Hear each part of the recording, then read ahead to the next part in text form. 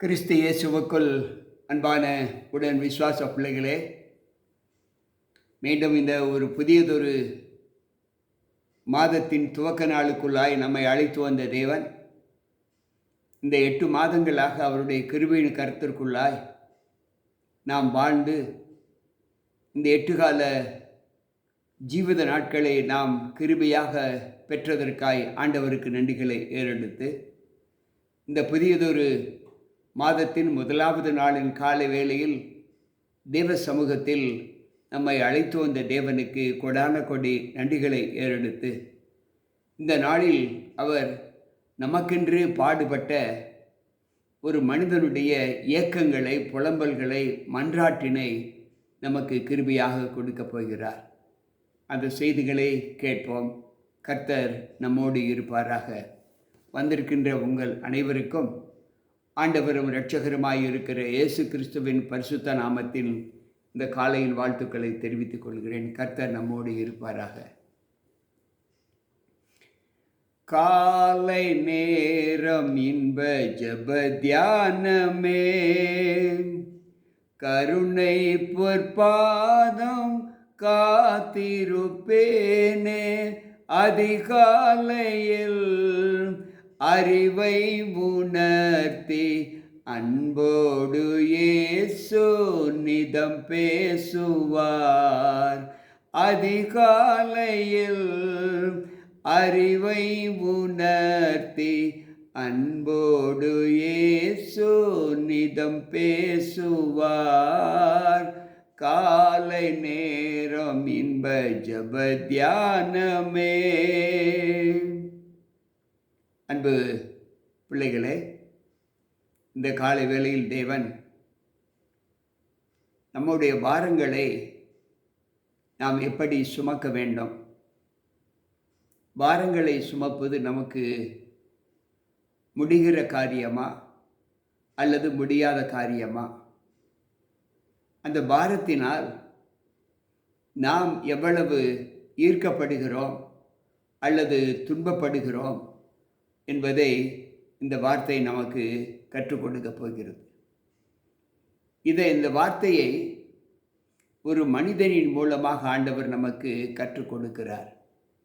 எப்படி ஆண்டவராக இயேசு கிறிஸ்து நம்முடைய பாவங்களுக்காக தம்மைத்தாமே சிலுவையில் ஒப்பு கொடுத்தாரோ, அதை போல நம்முடைய பாவங்களுக்காக, மற்றவருடைய பாவங்களுக்காக, சக மனிதர்களுடைய பொல்லாத கிரியைகளுக்காக ஆண்டவரிடத்தில் மன்றாடுகிற ஒரு மனிதன் வேதாகமத்தில் உண்டு.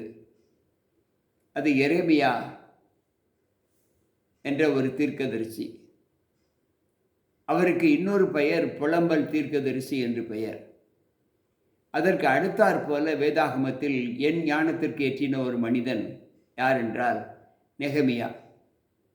இந்த நெகமியா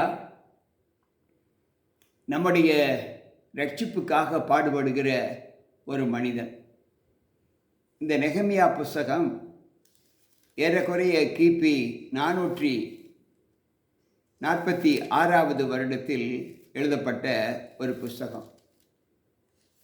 அன்பு பிள்ளைகளே, ஒவ்வொரு நாளும் தேவனுக்குள் வாழ்கிற வாழ்க்கையின் அனுகூலங்கள் நம்ம எந்த அளவுக்கு தேவ சமூகத்தில் பலப்படுத்துகிறது என்பதை இந்த வாசகங்களின் மூலமாக நாம் கற்றுக்கொள்ள முடியும். இதில் மொத்தம் 13 அதிகாரங்கள் உண்டு.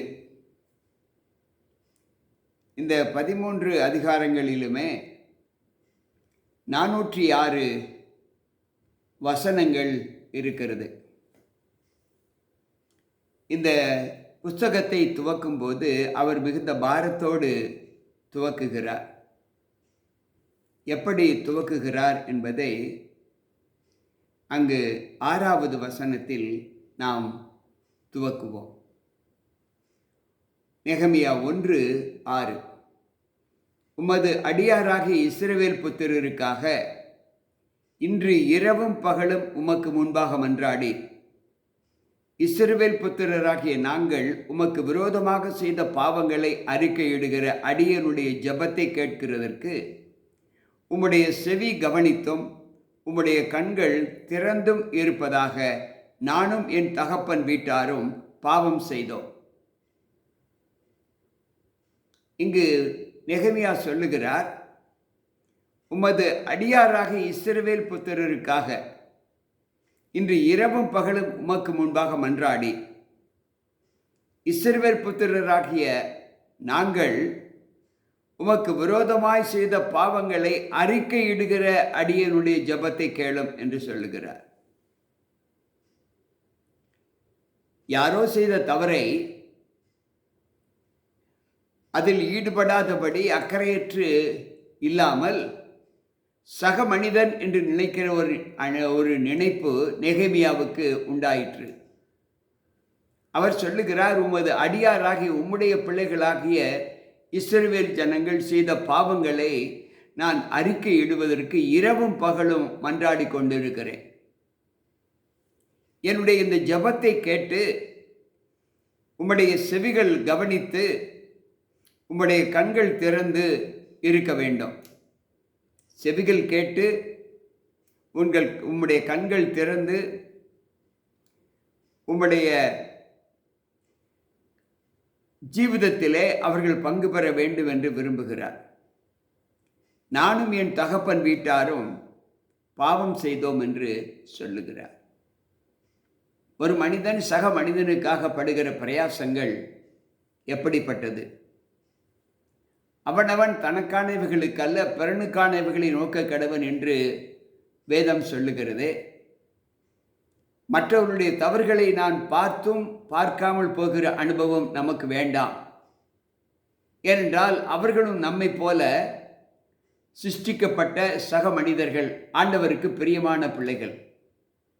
நம்முடைய இடைஞ்சன பந்துக்களாக இல்லாவிட்டாலும் யாரோ செய்த தவறுகள், அறிந்தோ அறியாமலோ செய்த தவறுகள் அவர்களை பாவ வாழ்க்கையில் கொண்டு செல்லாதபடிக்கு அவர்களை மன்னிக்க வேண்டும் என்கின்ற ஒரு இரக்க சிந்தை ஆண்டவருக்கு இருந்தது போல நெகேமியாவுக்கும் இருந்தது என்று இந்த வார்த்தை சொல்லுகிறது.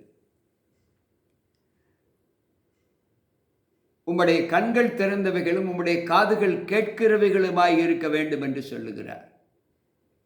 இதை குறித்து 1 ராஜாக்களின் புஸ்தகம் 8வது அதிகாரம் 28, 29வது வசனத்திலே இந்த வாசகத்தை நாம் வாசிக்கலாம். அவர் சொல்லுகிறார், 1 ராஜாக்கள் 8வது அதிகாரம் 28, 29வது வசனம். என் தேவனாகிய கர்த்தாவு, உமது அடியேன் இன்று உமது சன்னதியில் செய்கிற விண்ணப்பத்தையும் மன்றாட்டையும் கேட்டு உமது அடியனுடைய விண்ணப்பத்தையும் வேண்டுதலையும் திருவுளத்தில் கொண்டருளும்.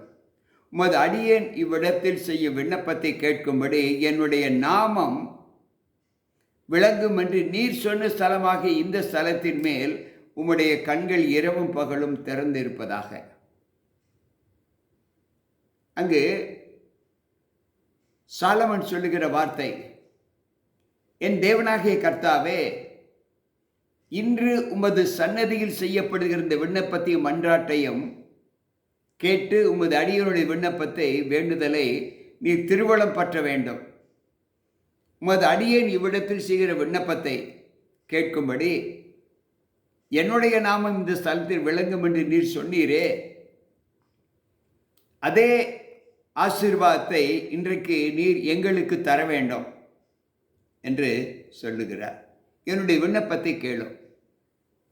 ஆண்டவர் சொல்லுகிறார், இந்த ஸ்தலத்தில் செய்யப்படுகிற ஜபங்களுக்கு என் கண்கள் திறந்தவர்கள், என் காதுகள் கேட்கிறவைகளுமாய் இருக்கும் என்று 2 நாளாகம புஸ்தகம் 7வது அதிகாரம் 15வது வசனத்திலே வாசிக்கலாம். அன்றைக்கு நீர் அப்படி சொன்னீரே, அந்த வார்த்தையை இன்றைக்கு உம்முடைய சமூகத்தில் நாங்கள் கேட்கும்படி, நீர் அதை எங்கள் மீது மனது வைக்கும்படி இந்த இடத்திலே நீர் வந்து இறங்கும் என்று அங்கு ஞானி சொல்லுகிறார். 2 நாளாகம புஸ்தகம் 6வது அதிகாரம் 40வது வசனத்தை வாசிப்போம் என்றால் அங்கு வேதம் சொல்லுகிற சத்தியம் என்ன? அவர் சொல்லுகிறார், 2 நாளாகம புஸ்தகம் 6வது அதிகாரம் 40வது வசனம். இப்போதும் என் தேவனே, இந்த ஸ்தலத்தில் செய்யப்படும் விண்ணப்பத்திற்கு உம்முடைய கண்கள் திறந்தவைகளும் உம்முடைய செவிகள் கவனிக்கிறவைகளுமாய் இருப்பதாக. நான் செய்கிற இந்த ஜெப வார்த்தைகள் ஆண்டவரே உம்முடைய கண்கள் பார்க்க வேண்டும். நான் செய்கிற இந்த ஜெபத்தின் சப்தம் உம்முடைய காதுகளில் தொனிக்க வேண்டும். இந்த அனுபவத்தில் நான் உம்முடைய சமூகத்தில் வந்திருக்கிறேன் என்று இங்கு வேதம் சொல்லுகிறது.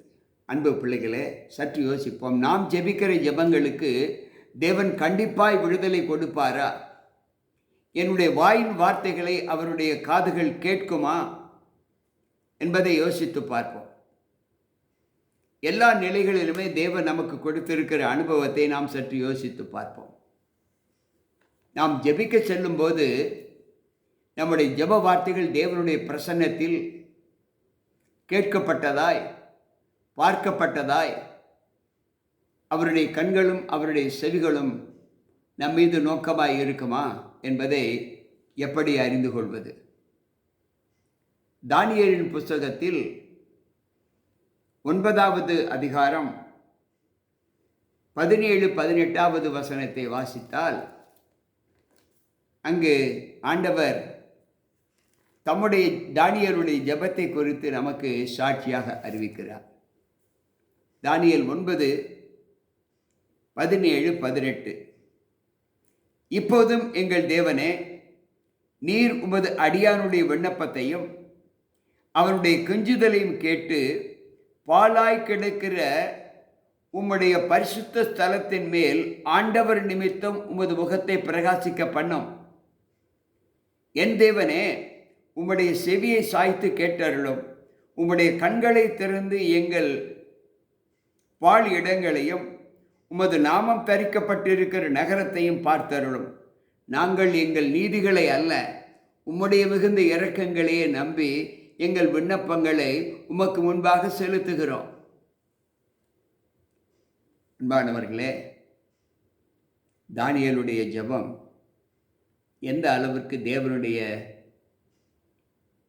இருதயத்தை தொட்டிருக்கும் என்று யோசித்து பார்ப்போம். உம்முடைய பரிசுத்த ஸ்தலம் பாழாய் கிடக்கிறது.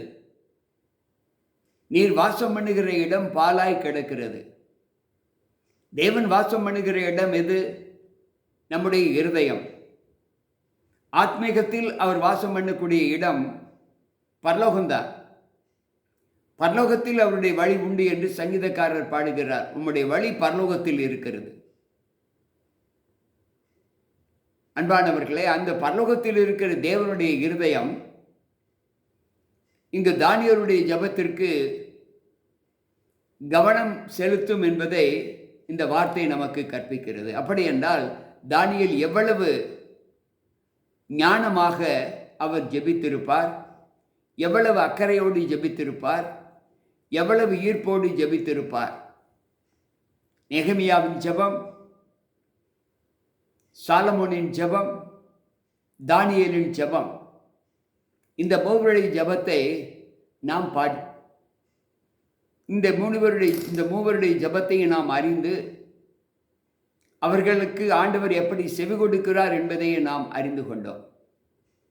ஆனால் இந்த நிலையில் நம்முடைய இந்த ஜெபத்தை இந்த புதிய மாதத்தில் இந்த முதலாவது நாளில் இந்த காலை வேளையில் ஆண்டவர் நமக்கு கற்றுக் கொடுத்திருக்கிறாரே. இந்த ஜெபத்தை நான் செய்யும் போதெல்லாம் என் தேவனுடைய கண்கள் என்னை நோக்கி பார்க்குமா? இந்த ஜெப வார்த்தைகளை நான் பேசும்போதெல்லாம் இந்த வார்த்தைகளின் சப்தம் என் தேவனுடைய காதுகளில் தொனிக்குமா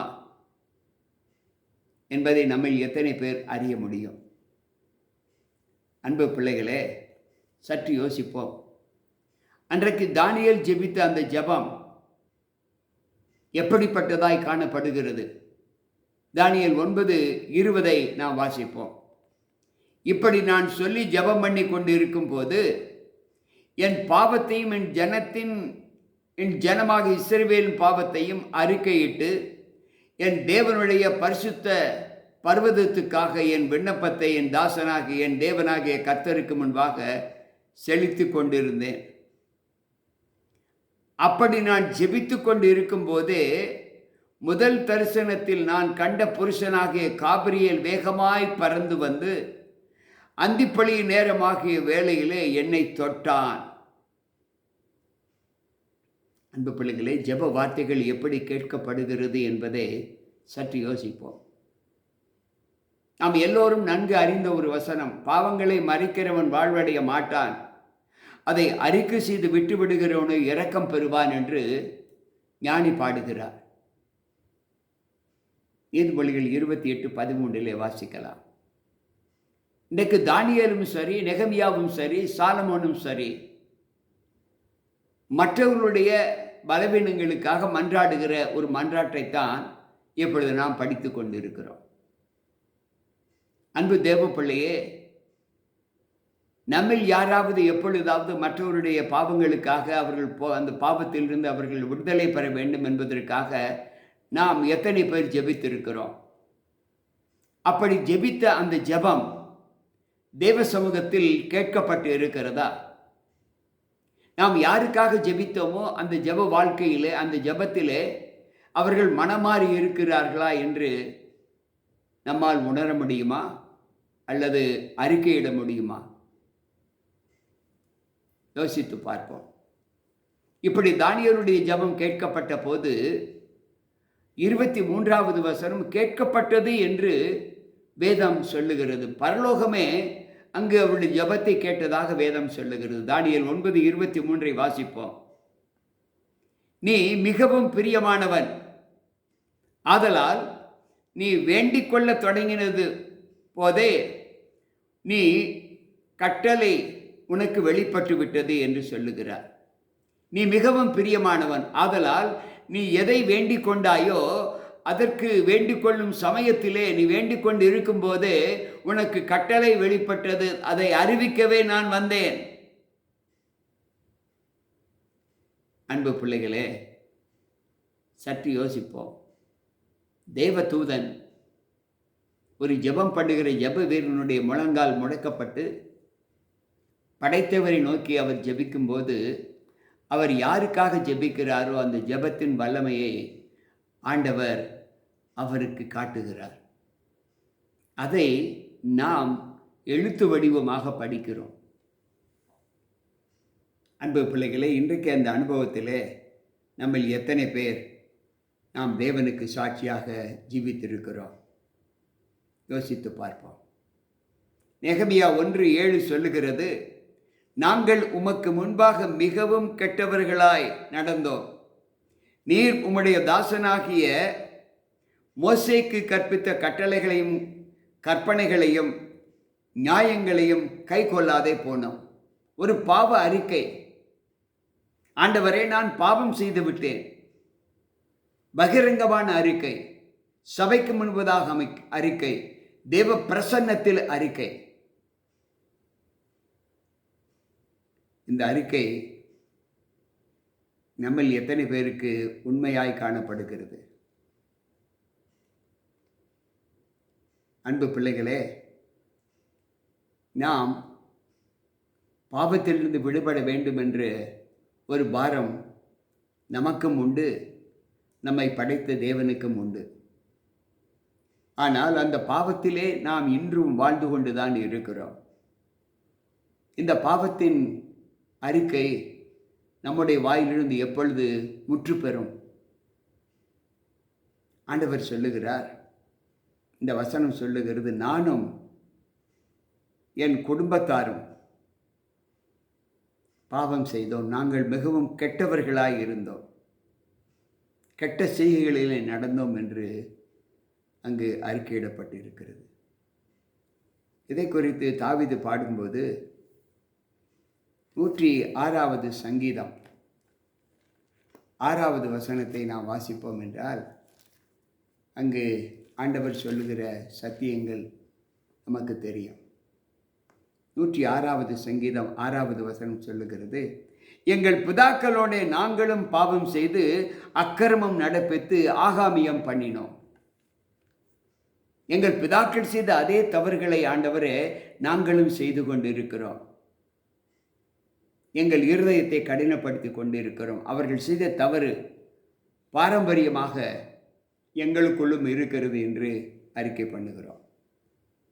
அன்பு பிள்ளைகளே, சற்று யோசிப்போம்.